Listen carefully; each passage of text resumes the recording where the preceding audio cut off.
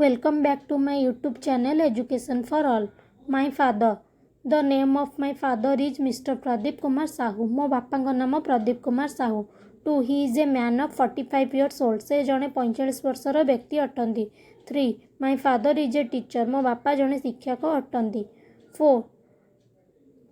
He is the guardian of our family. ସେ ଆମ ପରିବାରର ମୁଖ୍ୟ ଅଟନ୍ତି. 5. He wears simple clothes. ସେ ସାଧାରଣ ପୋଷାକ ପିନ୍ଧନ୍ତି. 6. He teaches me in the evening. ସେ ମୋତେ ସନ୍ଧ୍ୟାରେ ପାଠ ପଢ଼ାନ୍ତି. 7. He does not get angry with me. ସେ କେବେ ମୋ ଉପରେ ରାଗନ୍ତି ନାହିଁ. 8. He is a loving man. ସେ ଜଣେ ସ୍ନେହୀ ଲୋକ ଅଟନ୍ତି. 9. I obey his order. ମୁଁ ତାଙ୍କ କଥା ମାନେ. 10. He is real God for me. ସେ ମୋ ପାଇଁ ପ୍ରକୃତରେ ଭଗବାନ. ଯଦି ମୋ ଭିଡ଼ିଓଟି ଆପଣମାନଙ୍କୁ ଭଲ ଲାଗୁଛି ତ ଲାଇକ୍ ସେୟାର ସବସ୍କ୍ରାଇବ୍ କରିବାକୁ ଜମା ବି ଭୁଲିବେନି. Thank you.